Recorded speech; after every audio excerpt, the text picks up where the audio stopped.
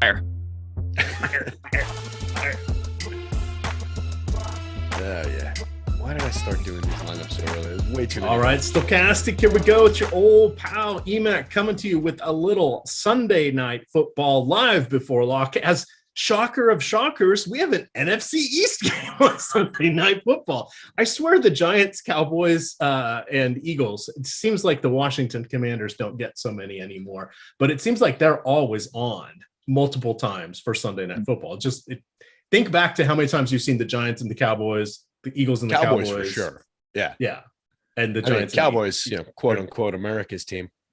I think a lot of people would dispute that, especially these days. But I believe that we've got some injuries to talk about here. We've got an hour and change before we go live. Of course, I am joined here for the final time on this iteration of our show by T. McBee, by Nick Lepri, and of course we've got Tyler, the producer, behind the glass. So let's make this a good one. I should have brought a beer up here. I think there's one in the fridge still, or there's a watermelon Truly. I didn't have enough notice about this being a solemn occasion. I didn't know. Yeah, Terry got surprised. We got the hook. So this is our last show here, tonight anyway. We've been finishing too highly in these contests. We've been giving too much good advice, and they don't want us to do it anymore. Yeah, building our lineups, covering our sponsors. It's just too much of a good thing. But thank you everyone for helping us grow to a show that now regularly reaches 1,200 plus concurrently. That is a fun development. Usually it would take to the winter months to get there last year and the year before. But we thank you for being here. It's fun having you guys along for the ride, and we really do appreciate it. Tonight we are sponsored by No House Advantage. They their morning contest went off about half full. Their afternoon slate contest went off less than half full. You only had to beat half the people in it to cash.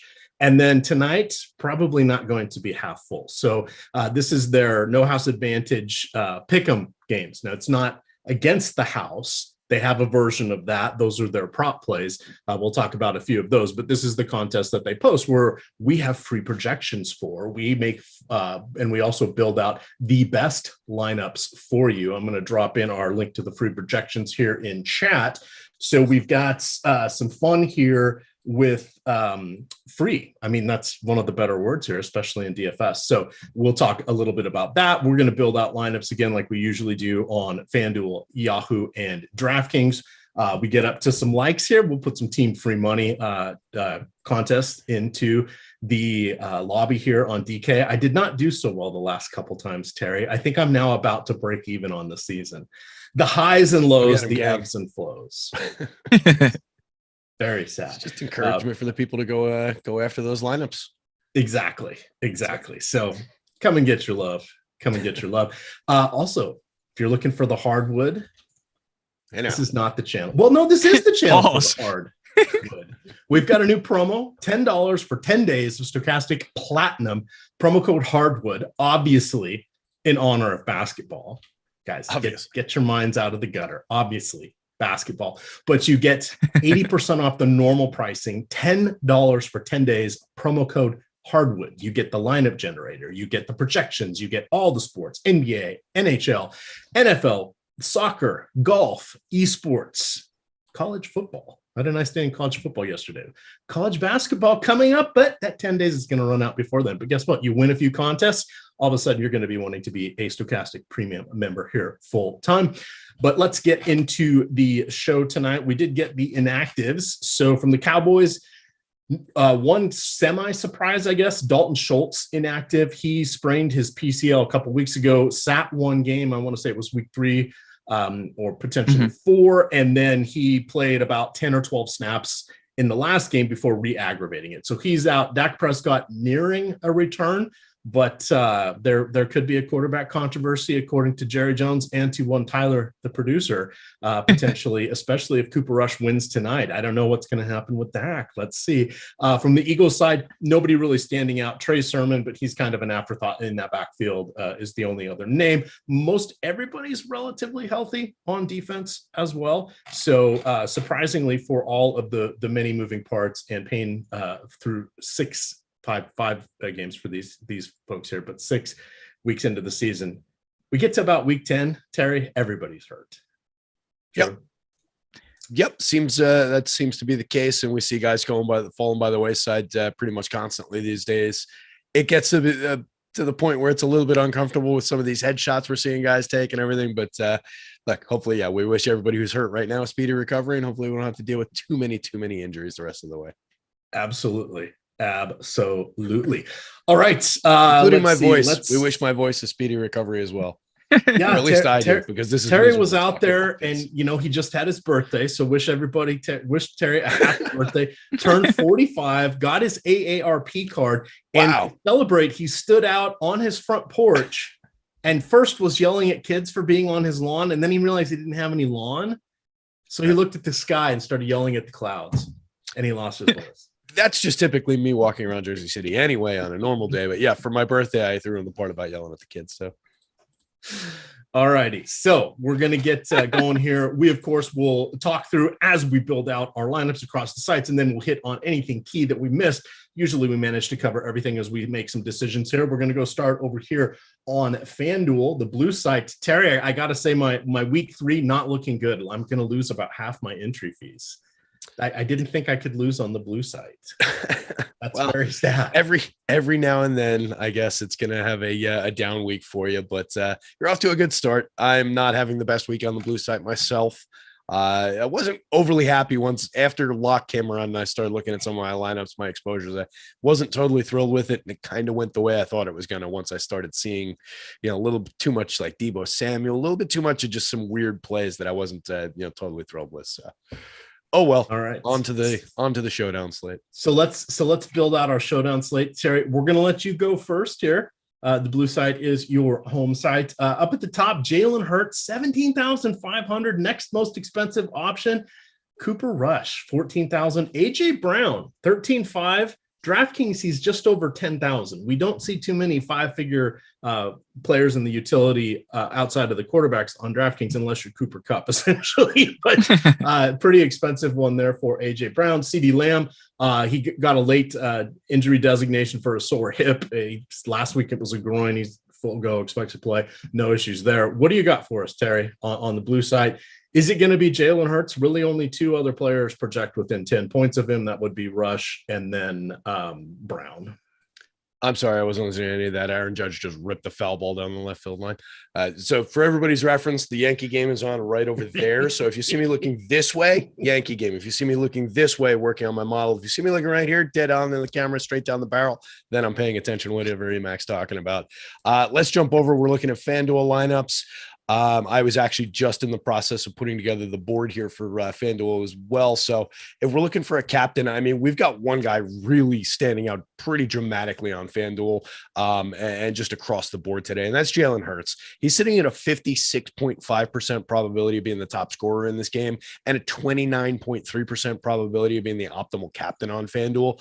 That's kind of hard to pass up. We don't usually see guys with like staggering compared to the field numbers like that, and we're kind of getting there with him.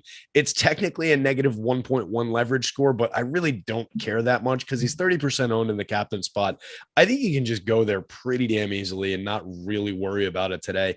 I would definitely include him in either the flex spot or the captain spot in most of my lineups. But everybody knows that I don't really like to build things that way. So let's pick a more interesting one to start out with.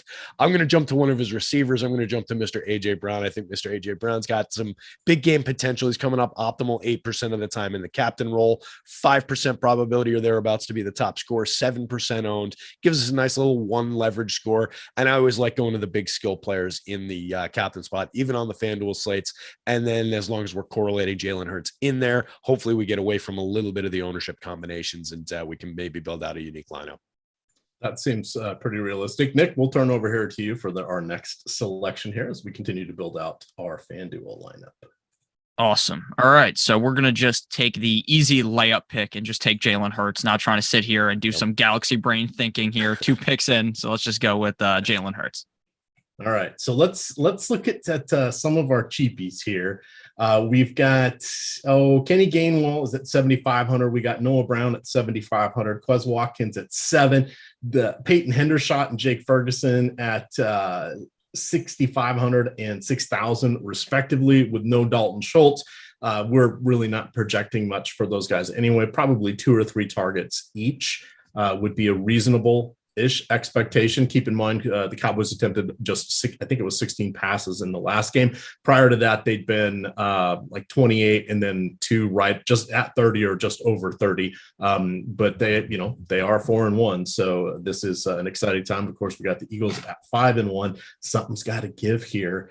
As I work through it, I'm so tempted to go with Cooper Rush. Cooper Rush, the second lowest fantasy points for a quarterback in the Stokastic projections for the full week 6, but he races up the charts to the second best in this game. See, it's all about phrasing and all about telling a story.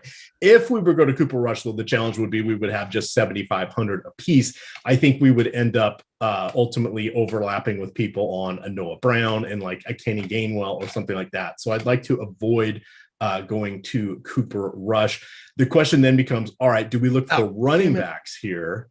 And we have Tony Pollard at 9,000. That's going to be my recommendation here. Ezekiel Elliott is at 11,500. They're only separated by 200 on DraftKings, 8,200 for Zeke, 8,000 for Pollard, much closer there. Zeke has been playing on about 60% of the snaps. He's been getting the majority of the touches. However, Pollard in his limited touches has two of the best rushing games by the Cowboys, and he has more touchdowns than Elliott. So we're going to go with Tony Pollard here. Nick, we'll go back to you. Terry's 3-2 count. I think they're working a tough at bat. That's 1-0 Yanks. I was going to chime in before you said something's got to give. I was going to say like Cal Quantrill in the first. Something's got to give. All right, so I'm up. I was just laughing at chat because someone said that Terry and EMac adopted Nick, which I thought was a funny comment in the chat. But he just showed up on the doorstep one day. He looked a little ragged. We gave him some Red Bulls, and he said he threw those back at us and said, "No, I'm only going to double fist Trulies or White Claws." And we said, "Yeah." Long lost relative. Give him some White Claws and a YouTube channel, and look what he turned into. Exactly. It's all grown up. All right. So I do want to go with the Eagles defense, but I feel like they're a little too expensive at 10,000. I do want to get the Eagles defense in one of these builds because, I mean, these showdown slates have just been absolutely atrocious. So we're going to go ahead and go with Noah Brown, 7,500. I like Noah Brown a ton, honestly. Noah Brown from the behind, not a weird way to say things, but he kind of does look like CeeDee Lamb. Have you ever noticed that when he catches the ball? No comment. That leaves us 12,500, Terry. We're going to go back to you here to wrap it up. We could go Miles Sanders on down. I'm guessing you may not want to zero this out. Devonta Smith, an interesting option, has actually played on just over 92% of the snaps, which is actually a little bit more than A.J. Brown. Of course, A.J. Brown definitely gets the targets and is the first read on passing plays. We've seen that Philadelphia really has not had to, or they've not been challenged in the second half. About 80% of the production in their offense comes in the first 2 quarters. You've got Brown has 45 targets. Smith has 38. But Smith, again, is going to be on the field a ton. Your choice here, Terry, as we wrap up our FanDuel build. Yeah, so I was kind of toying with the idea of looking at the Eagles D here, even though, we've got Brown and Pollard both in this lineup. I think, 2 players against it. You don't have to whittle it down to 1 or worry about that too much. So we can go with the Eagles D, leave 2,500 on the board, 14.5% ownership. I was considering Elliott, the kicker. That leaves 1,000 extra, but you're picking up like an additional 10 percentage points of ownership. So I didn't really love that option. You could go with another one of the skill players, like a lower end, Quez Watkins at 7,000. 11% ownership, somebody like that. If I was to do that, I think I would prefer to have one of the configurations with Hurts in the MVP spot. So if we had gone with him and AJ flipped, maybe I might be more inclined to pick up another one of the receivers here. I think you could also easily just go with one of the very low owned Dallas tight ends now between Ferguson and Hendershot in lieu of the in place of the Eagles defense here, rather. I think both of those guys are interesting, and we've that's been an ongoing theme along with defenses being interesting and relevant, is some of these, 1, 2, 3 catch type tight ends getting in the end zone for cheap, for low ownership has been a theme. So I would definitely consider those guys, but for the purpose of this lineup that we're building, I think it might be differentiated enough to just stick the Eagles defense in here. It probably wouldn't be unique, but I don't expect that it would be one that's duped, 900 times, maybe only duped 30 times, something like that. Cool. All right. I'm going to drop that in the $5 single entry. So hopefully you guys aren't in that one. On to Yahoo. Yes, we will be building out DraftKings, and then we will be talking some No House Advantage. They, of course, are the sponsor of the show tonight. I want to remind you that they are bringing some of the most dynamic fantasy sports out there. They have pick'em contests. You're going against other people, thus No House Advantage. Essentially, what you are doing is choosing from a variety of player prop questions. These are static. Once they are released, they don't change them. Think of them like salaries across the rest of the DFS landscape. And then you decide to go over or under. For tonight's game, I don't have it open right now, but usually they do 7 questions for the island games. They do 10 for their main slates. You rank them with confidence points, 10 down to 1.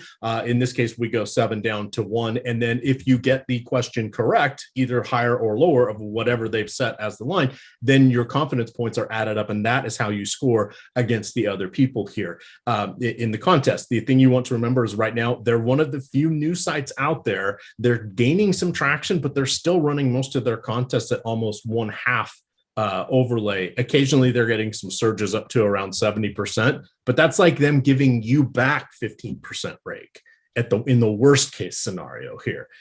Worst case for them, best case for us. So check out No House Advantage. If you have not yet signed up, you can go through the link that is below us here in the description. Click through that, and you will get a $50 deposit match on your first deposit. All righty, let's go on over to Yahoo. We don't think we did very good on Yahoo last week. Ooh, my Yahoo lineup is doing well, even with the 0 from Marquez Valdez-Scantling. Huh, very nice. That Deion Jackson kid, pretty good. You see, Nolan Kelly picked him up off waivers in our Dynasty League this morning. I was like, oh, Spud, that damn you. Player probably should not have been on waivers in that Dynasty. He was considering that the only draft that we do for that is rookies, and it's we do a 5-round rookie draft. Right. There's no redraft at all. The entire company was asleep at the switch, or all 14 people in that league anyway were asleep at the switch. In any event, nice pickup, Nolan. Nice pickup. Yeah, tonight's action over here, single game slate. Let me get it filtered. We got 59 minutes to lock. See, that's the things we do on this show. We go an extra 20 minutes just for you guys. Maybe we'll see if the next crowd does this. All right, let's see. Let's put this in the $7. Nick, we're going to go over here to you with Jalen Hurts at the top at 3,700, AJ Brown 24, Miles Sanders 22, CeeDee Lamb 22, Cooper Rush 20. Keep in mind half PPR. They do have defenses here. What would you like to do, Nick, to lead us off in the superstar spot? All right. So sadly, next week we are going to be missing National Tight End Day. Very disappointing. This is a hard hit to my soul. It just hit me. I was like, when is National Tight End Day? It just happens to be next week. And next week was also Dolphins Sunday Night Football. So it would have been the greatest matchup ever, but it's okay. Those guys are going to need to call you in as a special guest for that first show, just to it'll help ease the transition between the shows. It's a perfect setup for you to be on that one. I'm petitioning to the home office here to have Nick on that show next week. Carry the baton, if you will. Carry the torch. Exactly. So this time we are going to go a little bit different. Now, this guy to me is pretty boom or bust depending on the game because of just how much rushing upside Jalen Hurts has. But I want to go with Miles Sanders in the superstar spot. Okay, that seems reasonable. Terry, what would you like to do with the second selection? Let's see here. I do want to add, while you're thinking of that, I want to point out to everybody that Miles Sanders, though he seemed to fall out of favor last year, he has 3 touchdowns already compared to 2 for all of last season. The last 2 games he's been on the field for 70% of the snaps. That's Kenny Gainwell on the field 38% of the time. He's the main backup here. So this has been pretty exciting here for Sanders. Boston Scott, Trey Sermon, a combined 15 snaps over the last 3 weeks. Trey Sermon is not active tonight. Boston Scott, it's Showdown. He may ride into the mix here, but I don't think so. But we shall see. What would you like to do with the second pick? $23 per slot.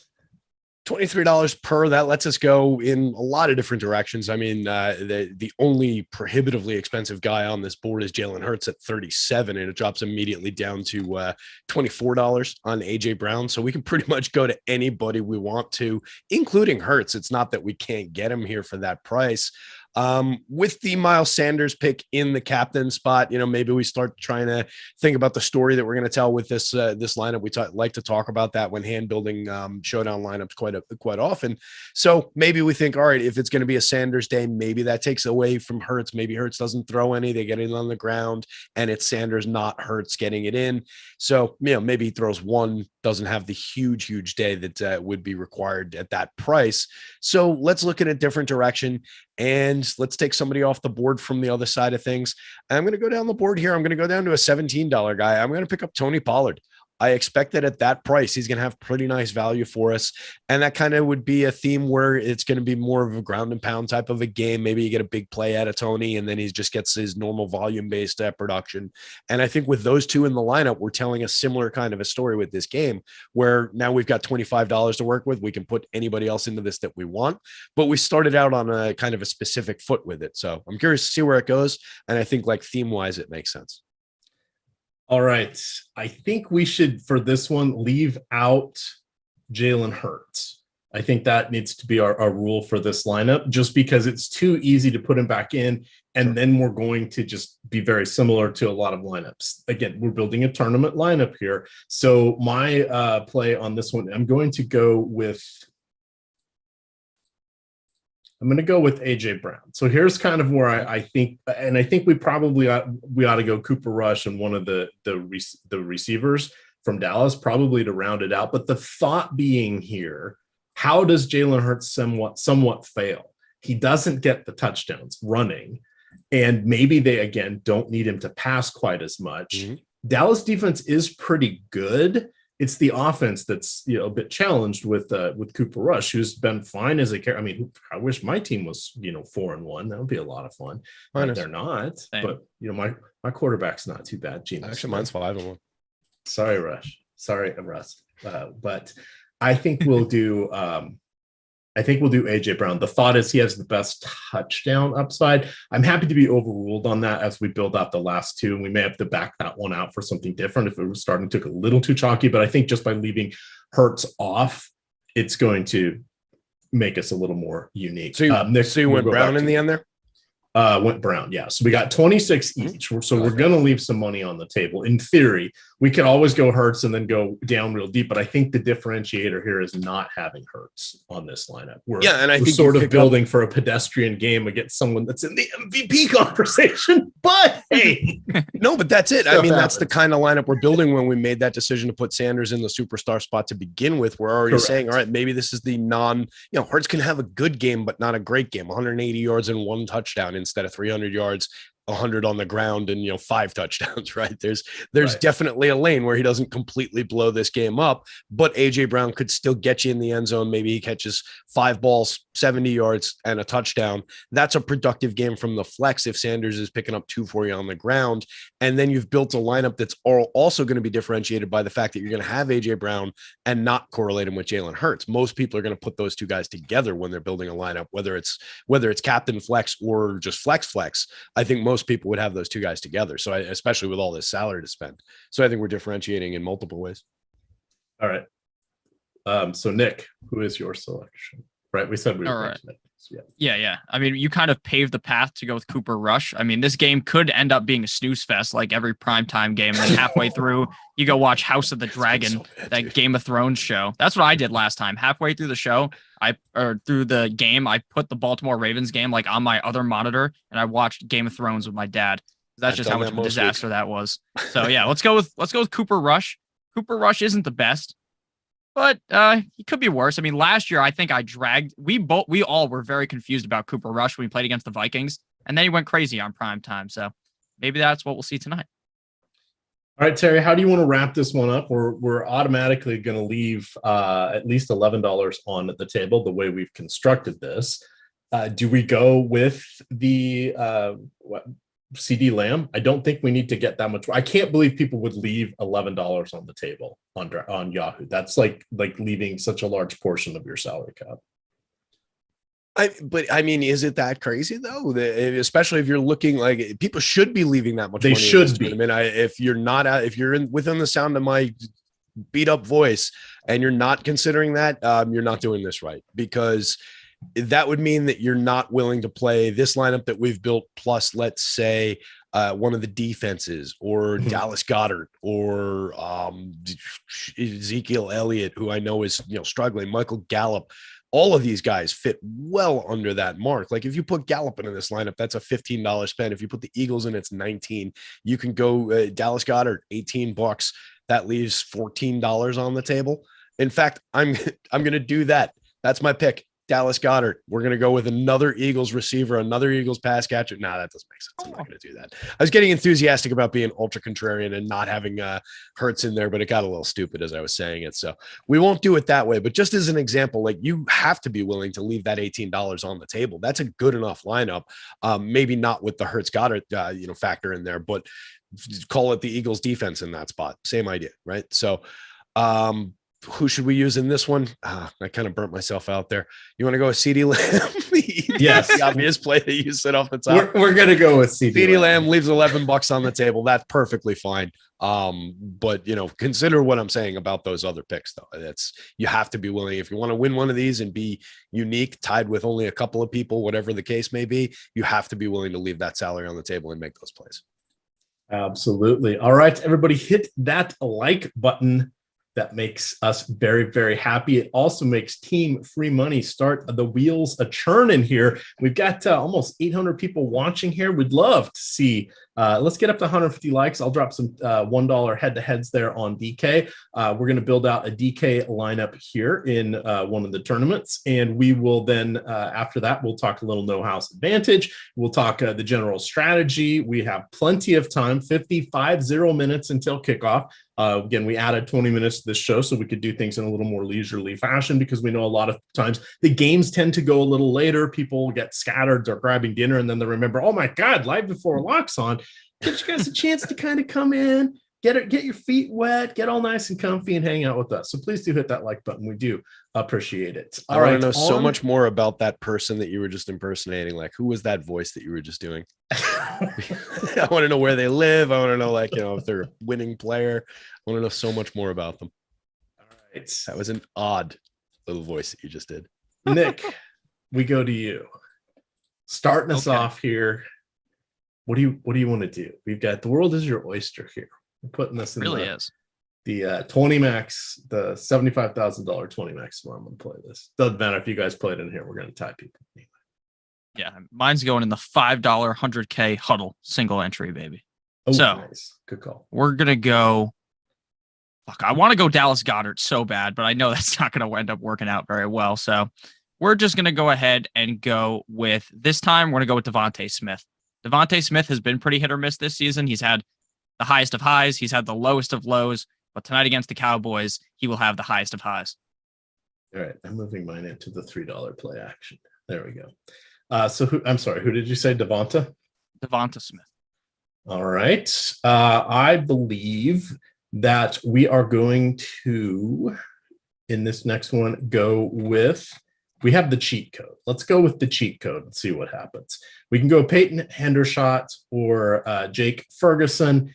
It's a coin flip. They're probably each going to get 2, potentially 3 targets, because again, Dallas isn't going to want to pass if they can help it. We're playing for whomever gets a potential touchdown on a coin flip. Hell, even if they get 2 or 3 targets and don't make a catch, it's probably worth the $200 salary here. Let's go with Ferguson. Drum roll. Fergalicious. That would have been my pick. For what it's worth, Ferguson was the nominal 2 when they thought that Schultz was healthy coming into this week. Yes. The way that the depth chart was looking. If we're looking at week 3, when they both played in this situation, they each got 3 targets. Yeah. So crapshoot, like you said, just worried about who's getting in the end zone. Nick, did you have a firm read on this one? Because I know you're pretty deep on some of these tight ends. Did you have a good look on either one of these guys? No, I would definitely prefer Ferguson if I'm being honest with you. I just think he's the better player. I wish they still had that other tight end, the Blake out. What was his name? Blake something? Blake Jarwin. Yes, I wish he was still here. He's not here. So we'll go with Jake Ferguson. And just in honor of this being our last stream, the boy Dawson Knox just scored a clutch touchdown. Hey, there we go. Hey. My guy, Dawson Knox. But yeah, I agree with Ferguson. I think that's a great pick. All right. Love it. Terry, we're going to go back to you here. All right, so Nick went Devonta Smith in the captain spot. We went Ferg for 200. That leaves us just under 10 grand per spot, 38.7 total. When you were saying cheat code, I kind of thought you just meant sticking Jalen Hurts into a lineup today because man, I think we need to go that route. That's going to be a common combination is one of the cheap tight ends in Hurts, but that's okay. We haven't played him in the multiplier spot yet. We didn't play him at all on Yahoo. I think it's okay to put him in here. Yeah, and we're not putting him into the captain spot, so we're not, crushing our salary. We're going in a different direction. He's super popular in the util spot. Don't get me wrong. 62.7% popular, but he's 69.3% probable to be an optimal play in the util spot. 50% probability to be a top 2 to 6 scorer, 6.6 leverage score. There's nothing not to love about that with a player like him who's going to have the ball in his hands, deciding his own fate throughout the entire game with all the talent in the world on his side. So let's just go with the obvious play and pop Jalen Hurts into that one. That leaves us 89.6 to spend on each of the last 3 positions and plenty of salary to go around. All right, Nick, we'll circle. We'll take a detour and go back to you on this one. It's the round robin approach today. We've taken Pollard just about every single time. Do we feel like it makes sense to go with him here again? I mean, Zeke is only $200 more, but Zeke literally runs like he's in quicksand, so I don't really trust him. All right. I don't want to go Pollard. Who did you say? I think we're going to go Pollard. Yeah, I'm great with that. I like Pollard a lot. Okay. I think we have to honor Dallas Goedert here. One last hurrah with the tight end. This will also allow us to leave a fair amount of money on the table. That's going to happen when you're playing one of these $200 people and not putting Hurts or AJ Brown in the captain slot. So Terry, you can literally pick anybody you want. What is the story here with Pollard and Ferguson versus Hurts and his non-AJ Brown pass catchers? I think leaving AJ Brown off might be the way to go here. All right, and so we're hoping the other 2 guys get the touchdowns. So after Pollard, who did you just take it? After Pollard, Goddard, Dallas Goedert. Like so we have 2 pass catchers with Hurts. Mm-hmm. Going 3 might be a bit much because we're hoping the touchdowns go to the other 2 guys by leaving Brown out. 12-1 on the Brown out. Ha. There we go. A Brown out. Boy, do you think I could get away with playing the Eagles defense here? Telling the story that maybe Tony Pollard breaks off one for a 47-yard touchdown, and that's valuable enough, but doesn't do all that much with his other volume-based carries. Maybe Goddard gets one in the end zone, and that's valuable enough. But the Eagles D grabs a couple sacks. Maybe they turn one around, take it back the other way. They're not that owned. They're very cheap. I mean, that's leaving a ton of salary on the table. We could easily go with a AJ Brown with 10.6. We could go to CeeDee Lamb at 9.8. These are all the obvious plays. I like talking through some of these other options. Do you guys see the defenses as viable since we haven't done a ton of talking about them? Or by the same token, either of the kickers? I think anything is in play. And the reason I say that is if we take out the $200 player, we can get anybody Kenny Gainwell and below. So we're still be leaving more on, but really we're doing touchdown hunting really at this point. But we could do like a Gallup or a Noah Brown upgrading over the $200 tight end if you go the Philly defense or another player in that. I was actually kind of, now that I just jumped over to the old board there, our top showdown plays board. The most positively leveraged util player on DraftKings is Jake Elliott which I think is kind of interesting. 19.2% probable to be top 2 to 6, 24.5% owned, 31.7% util optimal. It's a low salary, so he's picking up a lot of that optimal probability by virtue of being a low salary guy who will probably score at least a handful of points. And part of that is a forklift from the players that he around him that he allows you to get. So we kind of defeat a little bit of that by leaving 8,100 on the board. That play makes more sense if you're spending a little bit more of that salary, but I think it does work here. And I think it would be a very differentiated pick to make. Just seeing if there's anything I like better than that. So if we go Elliott, who is back, he's healthy, injured his ankle in week 1. Remember, he was the Pro Bowl kicker last year. Relatively solid play. I have no issues with him whatsoever. That would give us, if we take Ferguson out, that gets us 8,300. I don't want to go with Elliott by any stretch, but if we're targeting a potential touchdown, we could go with Gainwell in this script. Maybe he gets some fourth quarter work. We could go with Gallup or Brown. We're hoping they luck into a touchdown. I think we should upgrade off Penders or off. That's probably, that's if you're making the Jake Elliott decision there, then that's probably the way to go. So then you make that pick because that was your guy that I took off the board. Yeah. So I'm going to say we put in Gallup here. I like it. Just another touchdown potential guy. It's either him or you go Gainwell and you hope for a fourth quarter blowout run. But then you've got Boston Scott lurking. You've got a million. You got him, Sanders, and Hurts all in the mix in the red zone. Just makes it kind of tough. So that'll leave 2,900 on the table. We've got Devontae Smith in the captain, Elliott, Jake Elliott, not Ezekiel, Gallup, Goddard, Hurts, and Pollard. So there we go. We do have a super chat. Do we think Gallup picks up a couple additional looks? He had 3 2 weeks ago and then 5 last week, but with no Schultz out there, do you think that leads to him maybe picking up a couple extra looks, Nick? Yeah, I would think so. But I mean, Gallup has not necessarily ever been a guy that's been a target hog. I think if Dak was here, then I think we could talk ourselves more into that because I think Dak's just a much better quarterback than Cooper Rush. But hey, I mean, you can make any narrative off of this, right? I mean, without Schultz, someone's got to get the targets.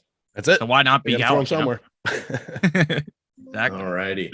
So that does that. We've got a super chat here from Connor McGinty. He says, Terry, who is your Galaxy Brain Neil Orfield style tight end play on the blue site? So rounding back to FanDuel, then we'll break down the teams again by position, covering anything we didn't really hit. We'll talk about no house advantage. We've still got 40 minutes until lock here. We should have some times for some questions.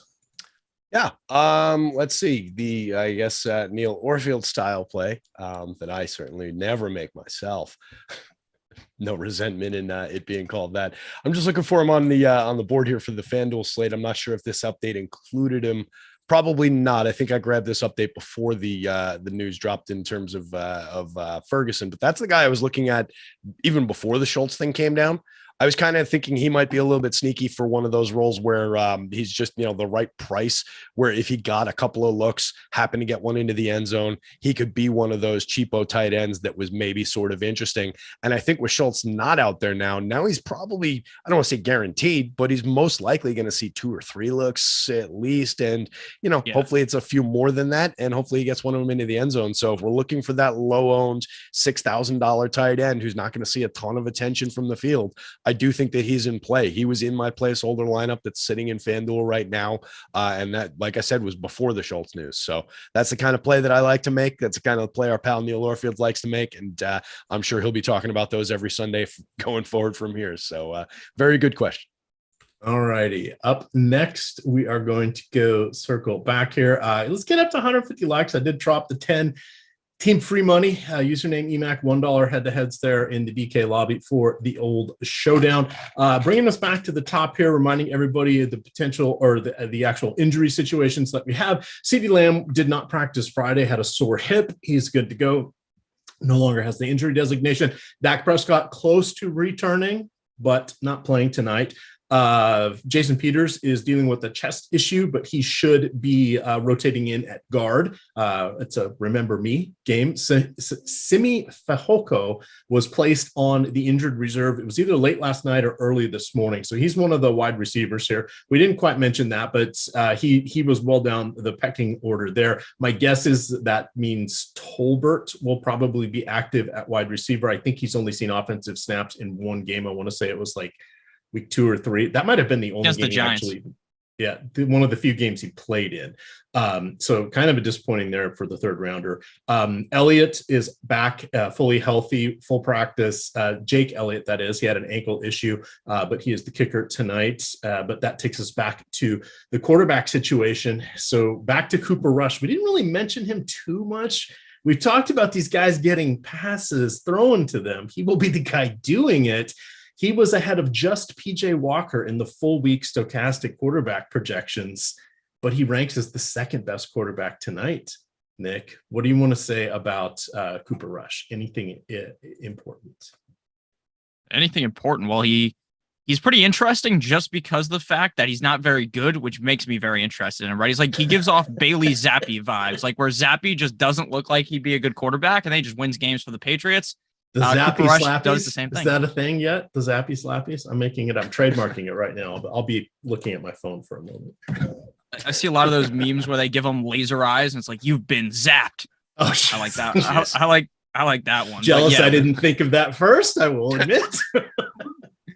Yeah. I mean, last week for Cooper Rush, it was they won the game against the Rams, but it was a disaster for him. He didn't have a single touchdown in that game, but I do think this week he's pretty interesting. I just really think the Eagles defense might just be far too much for Cooper Rush with how good this defense has looked. And that has me incredibly nervous.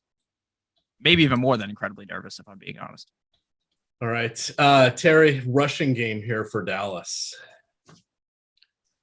Oh, yeah. It's that's the 3 yards and a cloud of AstroTurf, a cloud of recycled tires.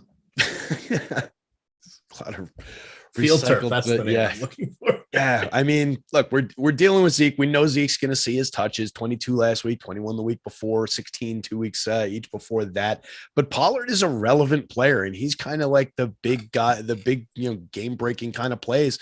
We just see it happen over and over again. So I want to have a good amount of Tony Pollard in my life.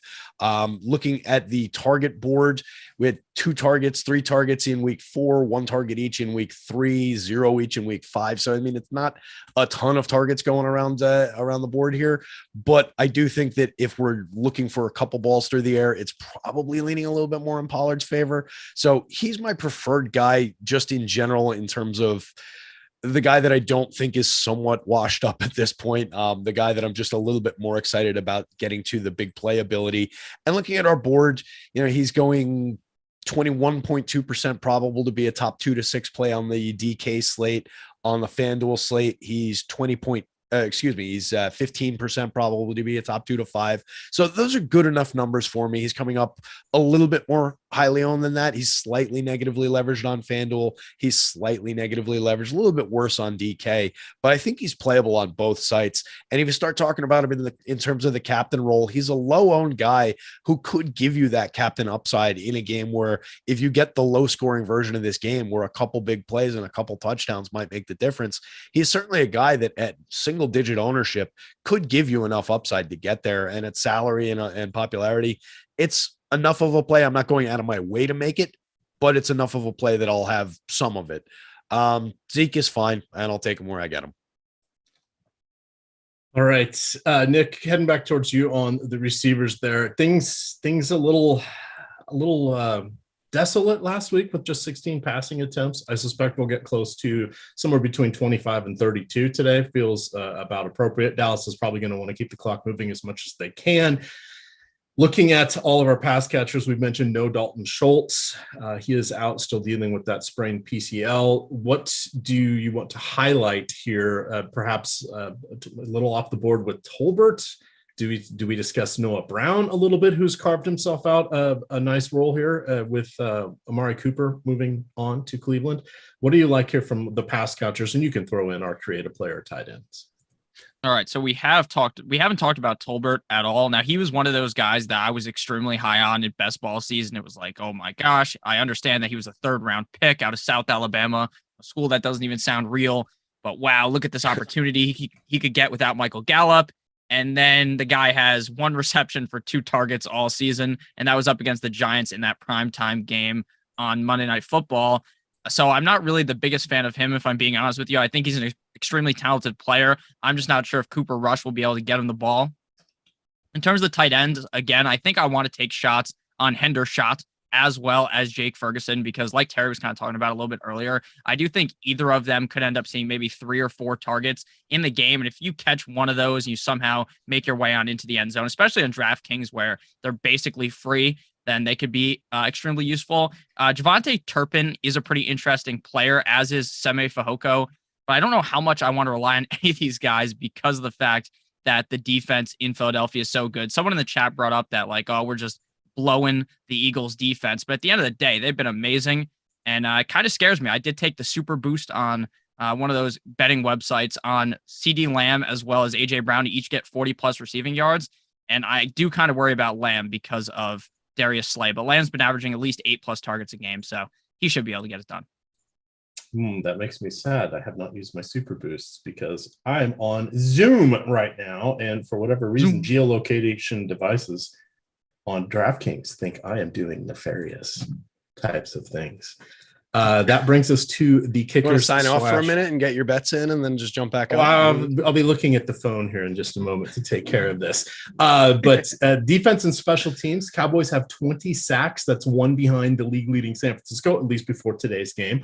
Philadelphia is allowing only 2 sacks per tilt. Dallas is in the middle of the pack with 11 takeaways. The Eagles have just 2 interceptions, have yet to lose a fumble. So that makes it a little bit tricky to really consider the Dallas defense, even though they have been quite good. If we look at the kicker front here, Elliott was out week 5 with an ankle issue, but good tonight. As I mentioned, he made the Pro Bowl last year after being perfect on 44 point after touchdown attempts, along with 30 of 33 for his field goals. Brett Maher might change his name to Brett. Yeah, he's perfectly replacement level. He has made 13 of 14 field goal attempts this year, but this is his second tour of duty with Dallas. He was with New Orleans last year. It took several years post-college before he actually cracked a roster. He, for a long time, was one of those guys that they bring in to, compete for the kicking job multiple times a season, never quite caught on.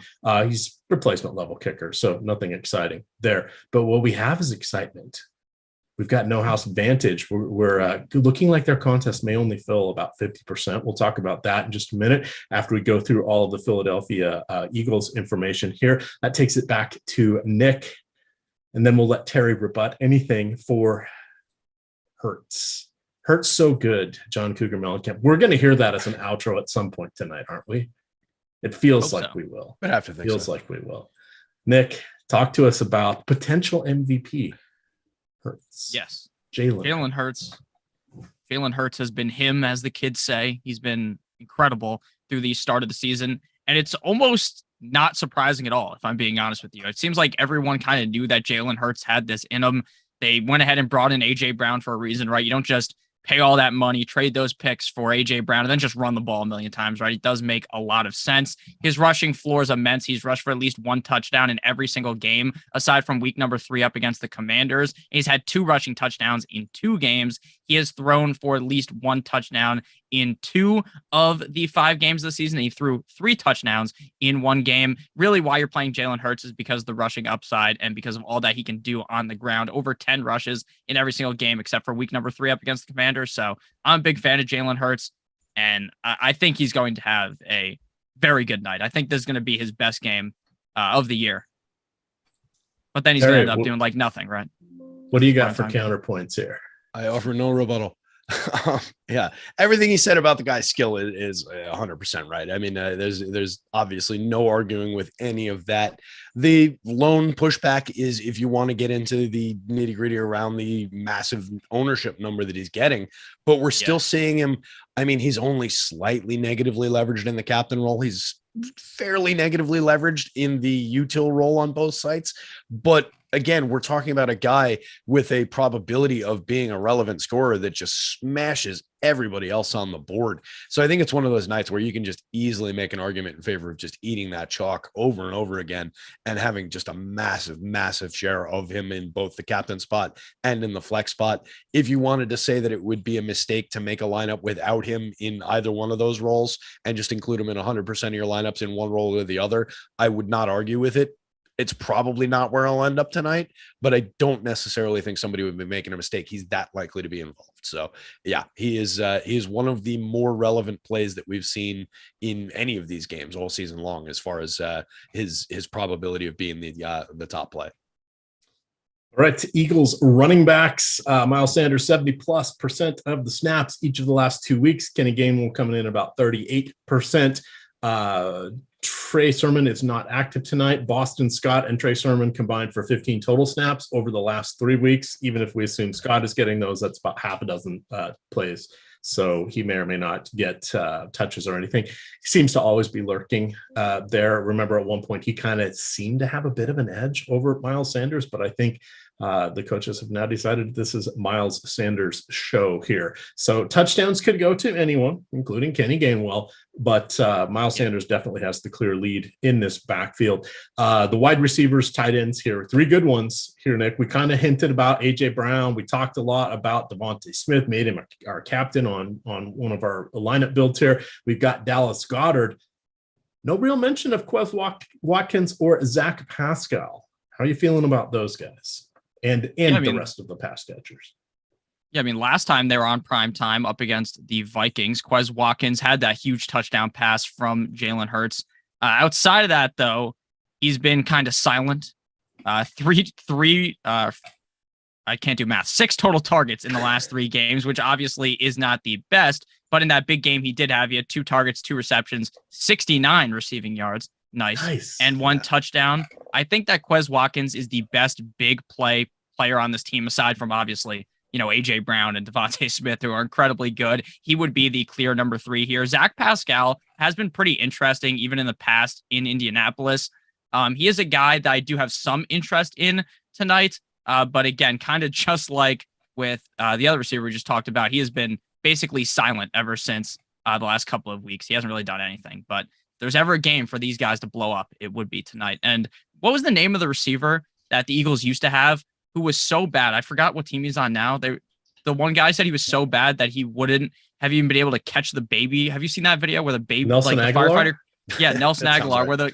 where the guy catches like this firefighter like catches this baby that they threw out of a burning building to catch. And he was like, yeah, Nelson Aguilar would not have caught that baby, but I did. It was a guy in Philly. It's probably the funniest clip ever. If I find it, I'll tweet it at you guys later. It's all time clip. Please do. Oh, that's one of the most Philly things I've ever heard. Yes.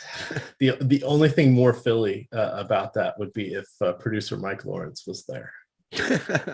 he's like the everyman on the street in the Philly situations when it comes to Philly and the Eagles. Yeah, he was walking by like flipping the bird in the background of the news video or whatever as they were filming that. All righty. Looking at that'll get us to defenses, and we'll move over to No House Advantage here. I'm going to upload my lineups here in just a sec.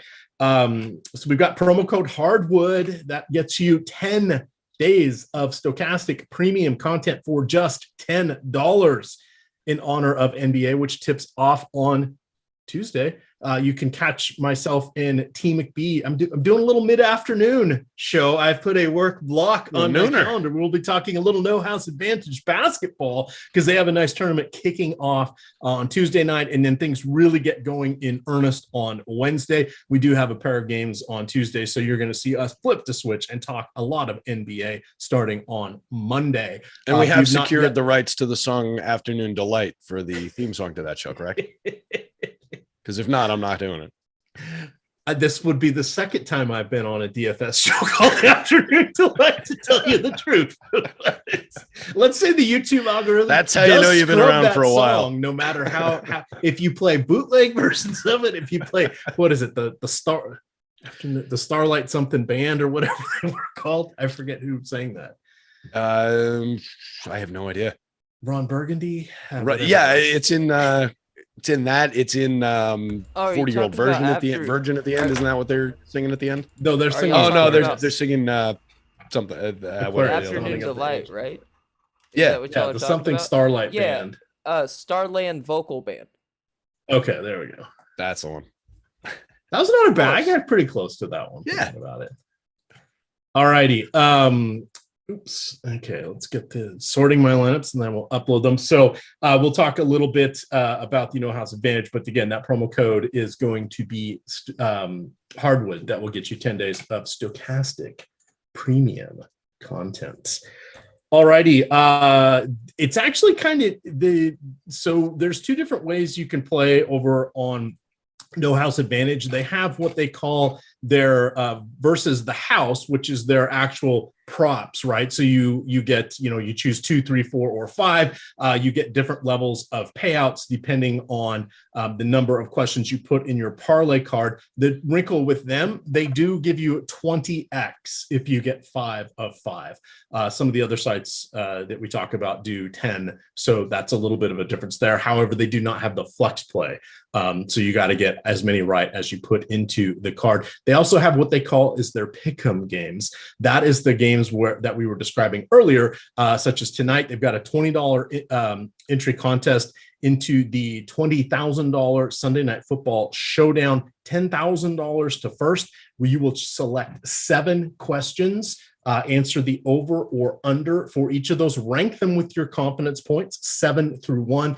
As you get the questions correct, it's going to be overs or unders. That creates a score for you, which you use to compete against the other people in the contest. It's peer versus peer. I'm going to drop we have an optimal lineups page. We have created a couple hundred optimal lineups here for you on No House Advantage. And then we also have just the raw projections for their various questions on a separate tab. These are 100% free. Those are not going behind the paywall. No House Advantage wants us to make sure we give those to you because they say, hey, advertising via overlay, we're going to try that methodology. Some of the other, excuse me, that was kind of rude. Bless you. Well, my apologies. I had salad for lunch and I'm rather hungry and waiting for dinner here. This promo brought to you by Rick and Morty. It was a very Rick delivery, EMac. Rather rude. Burping in the middle of the promo. Oh, boy, you guys may not see me after this. This could be loud. I may have set off some. You're going to get us canceled. Here. What are you doing? But anyway, so we'll build out some lineups there. I'm going to upload my stuff here, Terry. Do you want to see if there's any questions in chat? Let me just upload my DK file, and then I'll steer the ship again just a second. Yeah, sure. Let me jump over here. I love chat. Let's see. Rant says Quez has had his one good game for the year. Would you agree, Nick, that Quez Watkins is unplayable because he's only going to have one good game this year and he's already had it? No, that doesn't make very much sense if I'm being honest with you. He's not like Mo Alley Cox. Now, Mo Alley Cox will do that too. He'll have one game where he scores like 30 points. Everyone picks him up in fantasy, and then for the next the next season, like the whole season, he does nothing. But I think Quez Watkins still has a bit of that dog in him. I mean, he did see his highest amount of targets last week, so I wouldn't say just one good game means that he's finished here. He is incredibly fast as well. So all he needs is that one deep strike. That's it. And look, we talk about it a lot on these shows. We're playing the single game contest. You're not looking for that massive game. A lot of times, a couple of catches, hopefully one gets in the end zone, but good handful of points is enough in a lot of these formats. Pollard or Elliott for cash? I'm assuming Zeke Elliott there. Cash game, no site given. Pollard or Elliott. Any lean towards one or the other? Yeah, I'm going Pollard pretty heavily again. Zeke literally runs like he's in quicksand. He might have one of those like where he just runs directly into the end zone. Like everything just the O-line parts like the Red Sea. He runs right through the D-line, gets right into the end zone. But in most scenarios, I don't see him having a big game. And Pollard could take it to the crib from literally like 60 yards out. He's just that good. It's kind of shocking that Jerry Jones and Mike McCarthy can't figure it out. Like it's truly shocking. Yeah, I mean he's at that point now. It's almost like one of those, like a running back in a crappy football movie where he's got to just break one, and because the coach isn't giving him the ball. Which one was that? Varsity Blues that I'm thinking of? Anybody? I think so. So. Where the coach wasn't giving the kid the ball, and he just said like the only time he got in the end zone was when he broke it like 65 yards. That's Pollard right now. It's also in Texas, so maybe it's a theme. I don't know. Or it could be Smash Williams from the TV show. What was that? Friday Night Lights. Yeah, and the movie, but that was more. Sorry, I'm thinking about the whipped cream I don't think there was worn by. That's Varsity Blues. That's Varsity Blues. You sicko. As a producer from Texas, I have to step in. Friday Night Lights is a movie, not a TV show. They made a TV show after the movie, okay? But it's a movie. Well, technically, if we're getting really specific about it, it was a book before it was a book, which I read before the movies were even a glimmer. And the best part about EMac read that book before movies were a thing. The actual we didn't story, have talkies yet, but we had that book. The actual Odessa Permian team, by the way, got blown out by 63 in the semifinals. They didn't even make the state championship to just ruin that whole experience for y'all. But everything about the real Boomie Miles is just as tragic and sad as it was in the movie. All right. Well, I don't want your life. It's a classic. James Vanderbeek. Yeah. All righty. 18 minutes to go until kickoff. We are circling back here to No House Advantage. Some of the more highly probable options that we have here would be a 75% expected win rate for Quez Watkins to get just 10 yards receiving. That feels pretty good. That feels like something we ought to put in the 7-point spot. I like that, Terry. You think Quez Watkins gets a catch tonight? Yeah, I like him. We were just talking about him a minute ago, and 13.5. It's 13.5 receiving yards. Still take 13.5 yards. Yes, receiving. Yeah, I do think that we've got at least a catch on the board for him, maybe more than one. And he's a guy that, if we're looking at what he's doing, his average depth of target is 12.3 yards. So that we're talking about basically one catch. Like Nick said, he's a speed burner. So he gets out beyond the defense on one of these, and we're probably home free on that.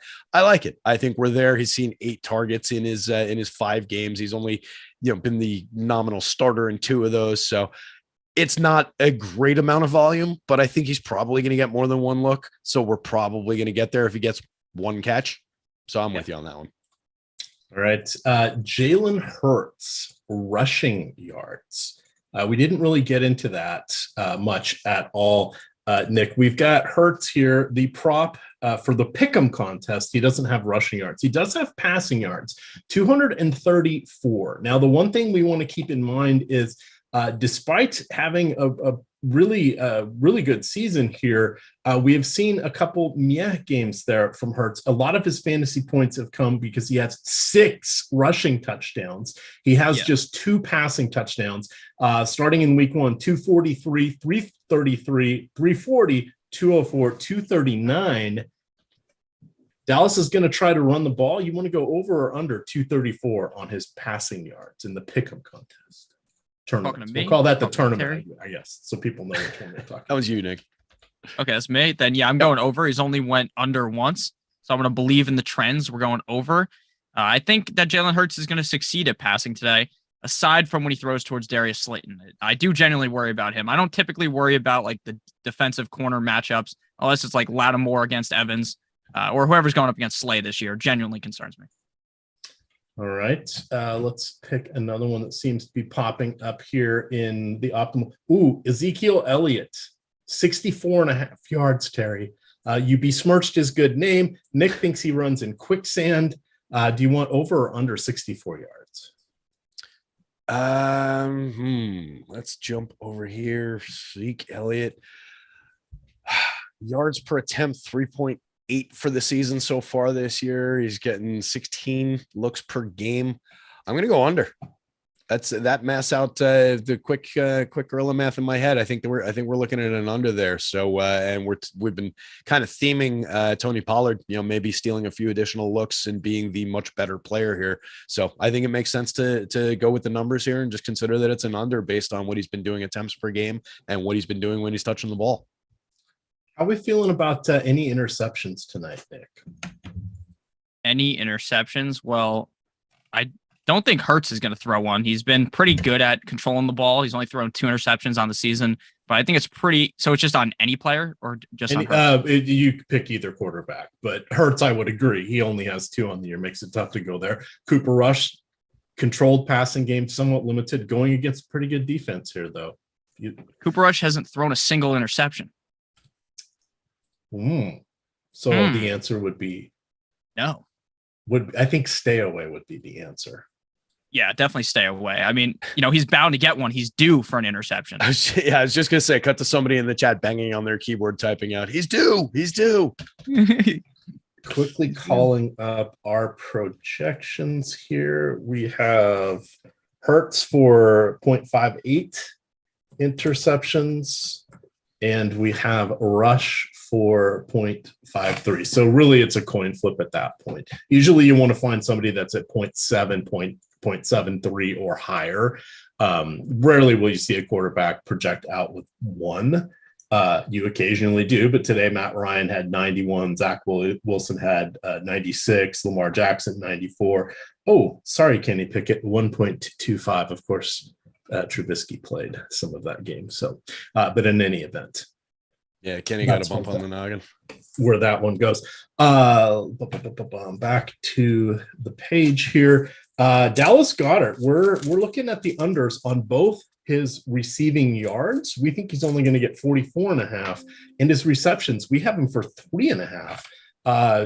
How do you feel towards Dallas Goedert? I mean, we're going to ask Terry first here, and then Nick, because it's a tight end, you can offer any pushback if needed. Goddard's a receiver that I tend to like to go to. He's averaging 11.55 yards per target. He's seen 29 targets in his 5 games, turning in an average depth of target of just 3.4 yards. So it really depends on, what he does after he catches the ball, what he's making happen. 56.5, 4.5 are his 2 marks. Yeah, 56.5, 4.5. It's right around what I would expect, I think. I would probably lean a little bit toward the under, just if we're considering, Hurts is going to be running the ball, Hurts is going to be spreading around to some of these other options. Maybe he slips under, but it's probably one that I wouldn't chase just in general. All right. Do you have a strong lean on that one, Nick? I don't have a strong lean. I do like the over on the yards compared to the receptions, though. The receptions seem a little more up in the air compared to the yards. Jalen Hurts, despite the fact that AJ Brown is there, I still think Hurts has a nice tattoo. You know how people have like the I love mom tattoo? He has a I love Dallas Goedert tattoo because for some reason he just always finds a way to throw him the ball 5+ times a game. So I would lean with the over on receiving yards, but again, I'm not banging the table aggressively for that. I'm just seeing if there's anything else that pops up. We got 11 minutes till a lock. Chat, if you want to ask some questions, fire them away. We'll pull a few of those out. I got to put in 2 more plays here. Ooh, let's do AJ Brown. Does he get a long one tonight? I think so. We'll go over 70. I need 75 to take yards. that shot. Yeah, he's just supremely talented. I like AJ Brown a lot. And we don't have kickers on this. Where were we? The Cooper Rush, 1.5 total touchdowns, 221 passing yards. Just doesn't feel good. We're projecting him for 207 passing yards. Let's take the under on that. We'll put this card in, hit the old submit button. Contest entry submitted successfully. We like to see that. Love to see that, actually. All righty. Let's see. Did we go over a DK cash core? Why, yes, we did build out that lineup, but I would say Hurts probably should be your MVP. We built a tournament lineup, but Hurts should be your MVP in cash. You should probably try to work in Cooper Rush. Miles Sanders would be a good call. By putting in Ferguson, you can make any lineup. That was going to be my question. Would you play one of the $200 tight ends from Dallas in any Team Free Money has not officially made their cash lineup yet on DraftKings. So I've got my placeholder lineup in. I should probably see what I did. So I went Hurts, Lamb, Smith, Devontae Smith, Goddard, the Eagles defense, and Jake Elliott. I said Jason Elliott. He was the kicker on my high school team. Jason Elliott. Probably not going to get quite as big as fantasy score tonight, but you never know. No, you do need those low on plays. I think he was 7 or 8 years older than me. He's approaching 60 now. So voting. Damn. His kicking days are behind him, is what you're saying. Pretty much. Okay. Pretty much. on that one. All right. What do we have here? El Negro Loco would like to let us know that Goddard, is averaging 67 yards per game. Well, fair enough. Checks out. Producer Ty battling some people. Do we have any more team free money lineups available? It looks like we start throwing around that hardwood promo, and all of a sudden people start coming. I'm playing Seth, the Finn hater. I've got obviously I'm going to battle Melissa today. She got me last time. That was not very nice of her. Kind of mean. She left a nice super chat earlier for us. Oh, did she? Where was that? I missed that. It was like right at the beginning. I'm trying to scroll up. I don't even know if you can scroll up that far. There's something about her being sad that we're gonna be gone because we're the best show on here. She said, you know. Yes, that is true. Changing of the guard. We've been doing this show since the beginning of Osmo through Stokastic, but no more. I've been replaced. I'm being put out to pasture along with my fine friends here. They looked at the average age of our show and said we need some young blood in here. We tried to average it down, Terry, and I said, you know what? We're on the chopping block. Let's get this young buck in here and try to help us out a little bit. See, we fooled them for a year, Nick. You helped us out, but and Nick hit that birthday and it screwed the whole thing up. Yeah, once I turned 23, it's all over. Just kicked their decimal point 1/10 of a year too high, and that was it. They were like, "That's it. You're too old." They're taking EMac out like Lennian of Mice and Men. Oh, that's not very nice at all. EMac loves rabbits. All right. Single entry from Race Fan Super Chat here says AJ Brown and Gallup, or Devonta Smith and Lamb. AJ Gallup and EMac's high school kicker. Yes. All right. What was the actual question? It is AJ and Gallup. AJ Brown and Gallup. Yeah. AJ Brown and Gallup. Yeah, that sounds like a good. And Devonta Smith or Lamb. Yeah, I mean, a lot of the answer depends on which site and what else is in that lineup and all these different things that we talk about. But if you have those two guys in your lineup, along with other guys that project out well, and you're leaving a little bit of salary and you're considering ownership, then sure. Yeah, that seems pretty viable to me. Any pushback on either one of those players just in a vacuum, Nick? No, I think I'd lean with the Smith and Lamb side. I think Devonta Smith is very hit or miss, which makes him a pretty good play in DFS because like on his bad games, he just won't be targeted as much, but he always has that deep down the field upside. And he's been catching on this year. Like last year it was really hit or miss. This year, it seems like he's really catching on and being a little more consistent at least. All right, let's see. Brandon Cat says Brown didn't get the ball much last week. That be Noah or AJ? Is it Elliott, the running back, or Elliott, the kicker? We've got the name games tonight here. I think he's talking about AJ Brown because AJ Brown had a bad game last week. I had like 8 points in my redraft league. That's very sad. Shall we build out a? I have AJ getting last week. Where the hell did he go? Maybe he did better. I started that sentence before I found the data, and then I couldn't spot him on the page here. He saw 7 targets each of the last 2 weeks, actually 13, 8, 10, 10 7, 7, all 5 weeks.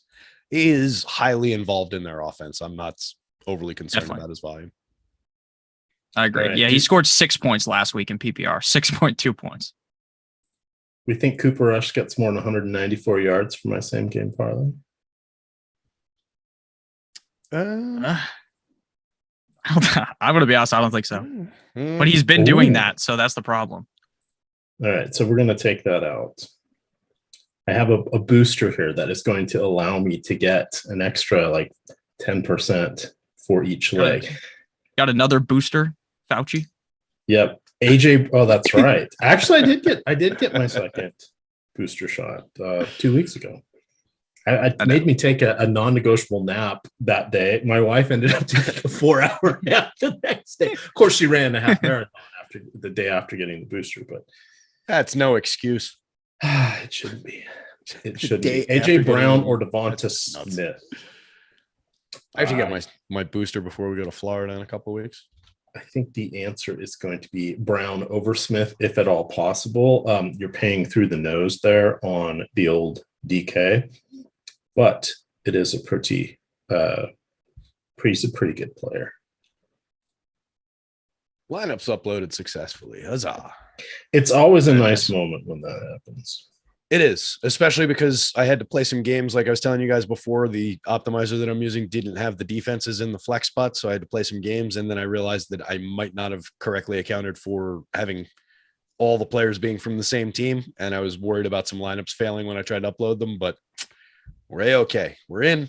The Yankees are winning 3-1 in the fourth inning, bottom of the fourth. Nice. Things are good. Nice. And I just got my same game parlay in, so I have something to root for. Had to use the old phone, but there we go. Right, we got nice. 3 minutes no to go. dupe lineups. Another always important thing to check is just make sure you got no dupe lineups. You know, as much as you don't want to dupe somebody else, you certainly don't want to dupe your own lineups in these contests as well. No. And I will say the sort feature on FanDuel CSV is garbage compared to DK, because DK you can sort it by dollar amount and then by contest type or contest name. On FanDuel, I've learned I can only do it by contest name. So I do all that stuff in my own sorting tool, so it all just I can pull the salary and the projection and the ownership and the uniqueness of the lineup and all sorts of fun stuff.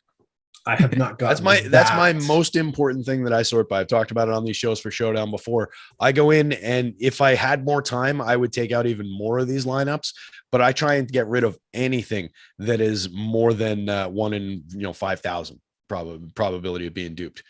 Anything below, and most of the ones that are 5,000 to 10,000, you see just if they are relevant in the slate later on, you see they're duped 500-600 times. So you really, really need to focus on that as you're putting together a portfolio of lineups. Just looking at some of these ones, I actually forgot to do that on the last take, so I might have a couple in here today that are a little bit even more on than I would like with that in mind. But just looking at some of these, the vast majority of them are out over at least like a 1 in 10,000. So it's just something I always focus on. It's been a priority for me. It's the first thing I do with these lineups before I'm looking at projection, before I'm looking at what the salary spend is or anything like that. I'm just looking at how potentially unique they are, because that is the most critical aspect of these Showdown tournaments. All right. With that, Josh Naylor hits a solo home run. God damn it. 3-2. I shouldn't have said anything. See, I opened my big mouth and all of a sudden Naylor hits a home run. Nice. I had him in my Showdown lineup there. Bad day for me on Yahoo, or I mean on FanDuel. Yeah, it's not a great day for me over there, but lost 70%. I'm now down on my 3-week experiment. We got a nice slate to claw some back before the night is over. Absolutely. But we're going to get on out of here. Again, we've appreciated you guys being a part of the show with us. You'll be in good hands with the next crew that takes over from us. Hit that like button one last time. Let's get us up to 200. We just need 18 more. Send us out on a positive note. And we're going to be back doing this all again tomorrow. NFL Process Show. Just remember, if you want to see us back next Sunday, all thumbs down, no thumbs up. And hey, all of a sudden your friends are back. Sorry, don't do that to those guys. No. There's no reason to. So we've got, I scrolled too far down our old one-stop shop here. At 9 o'clock, you've got Matt Gajeski, Dave Lochran, and Alex Brown breaking down Monday Night Football for you. At 10 a.m., you got potentially, if there's any MLB, you'll get a strategy show on that. You're going to get at 11 o'clock the Strategy Rewind show for sure. That will be Eric Lindquist and Adam Scherer. And then, of course, NHL's back. They had today off, but they are back and in full effect tomorrow, and resuming the schedule. I've had some early success here with NHL. Had some nice run this weekend with CFB. We're back to it. So I'll take this FanDuel loss, Terry. I'm okay with that. But we're going to get avenues to get it back. That's all. A lot of avenues. NHL is so much fun. I love playing NHL. I got into it the first slate of the year. I had a full slate of lineups in. Did okay. Had a couple really competitive lineups up toward the top of the tournament and said, oh man, I'm going to play this every day. This is great. I love playing. I haven't played it since, but it is a lot of fun and our tools kick ass for it. So definitely get over there and check it out. All right. With that, you can follow Nick on Twitter at Notorious FNTSY. You can find Terry at Digital B21. I am at EMac DFS. Of course, it is Stokastic _COM. With that, promo code Hardwood. Hardwood. $10. Hardwood. That's how EMac likes it. of Stokastic premium content. Bye-bye. Dynamite sign With off. that, gamers, good luck.